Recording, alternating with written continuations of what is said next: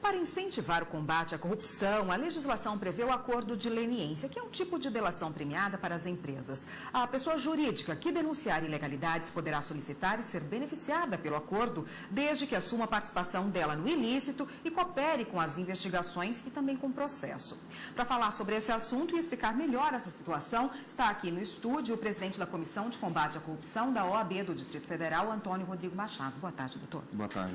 Bom, o acordo de leniência e o compliance, eles visam enfrentar a corrupção?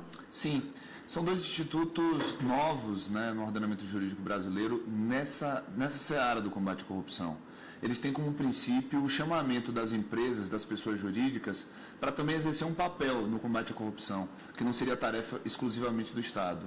O acordo de leniência é uma espécie de delação premiada, como você falou, quando uma empresa ela detecta que um representante seu cometeu algum ato ilícito, ou alguns representantes, ela busca a administração pública, confessa, reconhece o erro, até porque ela tem responsabilidade objetiva, independente de todos os dirigentes terem a informação do ato ilícito, a empresa é responsável.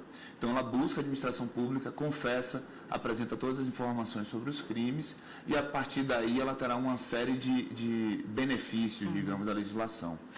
Já o sistema de compliance é algo um pouco diferente, mas também tem o mesmo princípio, de chamar a empresa para que ela crie um programa de integridade dentro das suas estruturas, em que ela vai se basear em sistema de integridade, auditoria e incentivo a denúncias, através de um código de ética, de um código de conduta interna e principalmente nas suas relações com a administração pública. Muito se tem ouvido na imprensa, nos meios de comunicação, sobre delação premiada e sobre o acordo de leniência. Qual é a diferença básica entre os dois?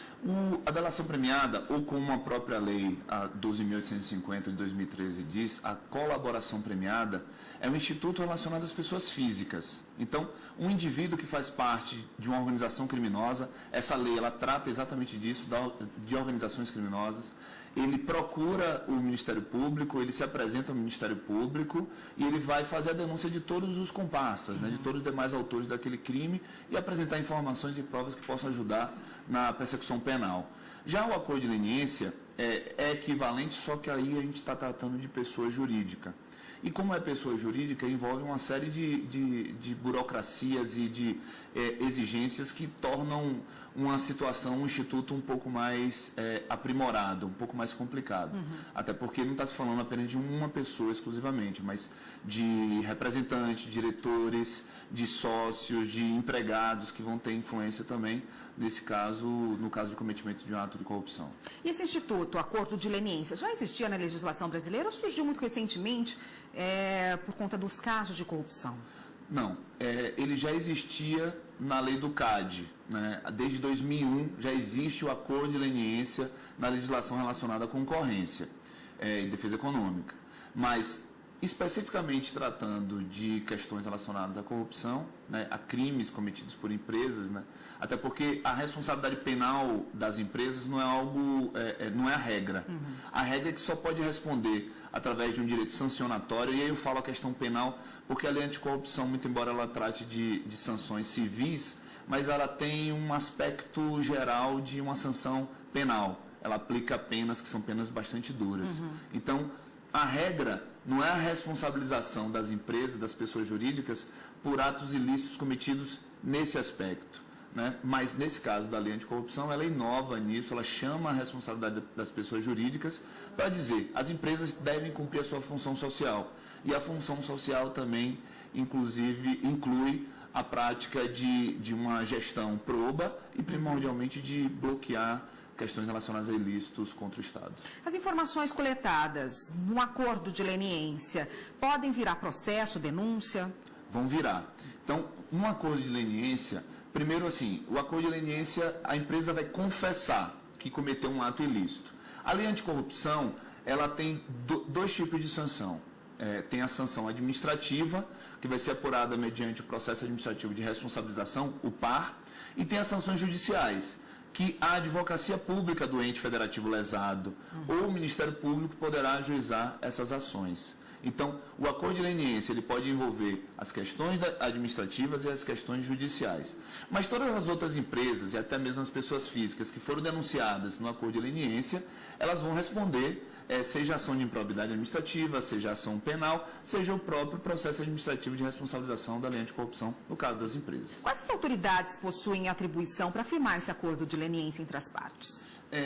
Como nós temos o acordo de leniência, ele poderá ser celebrado com relação a diversos assuntos distintos. Nós temos, na esfera administrativa, seriam os órgãos de controle interno, ou o órgão que seja competente para o processamento daquele processo administrativo.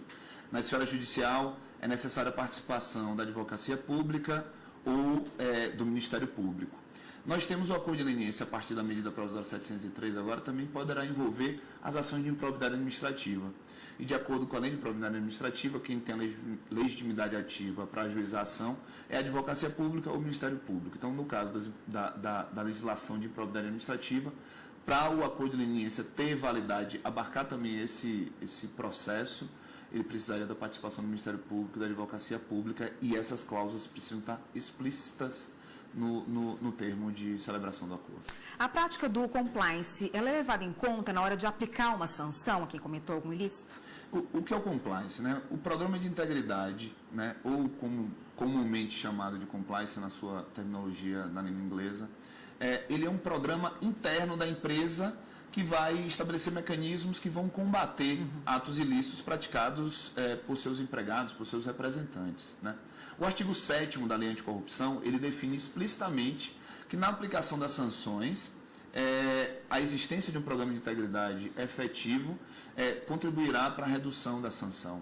Mas, veja bem, no caso do acordo de leniência, um dos grandes objetivos do acordo de leniência não é apenas obter provas, obter as informações sobre quem cometeu os atos de corrupção, é também fazer com que a empresa crie um programa de integridade efetivo. Então, assim, o acordo de leniência, ele está vinculado não apenas que a empresa confesse o ato ilícito, que apresente documentos, que contribua com as investigações, mas o quarto requisito é que a empresa faça um programa de integridade. Para prevenir tudo isso também, exatamente, né? Quais as vantagens para a empresa, então, de ter um compliance? Eu poderia falar, de acordo com a lei de corrupção, de que uma grande vantagem da empresa é a redução da pena, é a contribuição para a lei de corrupção, mas a grande maioria das empresas brasileiras, elas não vai estar envolvida com nenhum tipo de problema relacionado à corrupção. Então, qual seria a vantagem para essa empresa? Primeiro, redução de riscos. Segundo, a imagem perante a sociedade, a imagem perante os seus funcionários, os seus diretores, e a imagem perante fornecedores e outros parceiros. Está crescendo demais a obrigação do mercado com relação à criação do sistema de compliance. Tanto que muitas empresas estrangeiras, ao firmar contratos com empresas brasileiras, já exigem que aquela empresa apresente o seu programa de compliance, apresente o seu programa de integridade. E quais são os critérios para definir esse programa de integridade numa empresa? Então, as controladorias elas vão estabelecer diversos critérios, né? Basicamente, no caso da Controladoria Geral da União, ela exige um relatório de perfil, onde a empresa vai descrever tudo aquilo que ela é e o que ela tem dentro do seu programa de integridade, como mecanismos internos, número de funcionários, quais são os sistemas de denúncia e também a questão do relatório de conformidade do programa. Porque muitas vezes se faz um programa de integridade ou sistema de compliance apenas no papel, apenas fictício, coisa que não vai trazer uma efetividade. O ideal é que as empresas busquem instrumentos externos, tais quais as auditorias fiscais, para que esses elementos externos tenham independência e autonomia para contribuir com a efetividade do programa de integridade. Está ótimo, doutor. Eu conversei hoje com o presidente da Comissão de Combate à Corrupção da OAB do Distrito Federal, Antônio Rodrigo Machado, e conversou com a gente a respeito do acordo de leniência e também do compliance. Obrigada pela participação. Até uma próxima.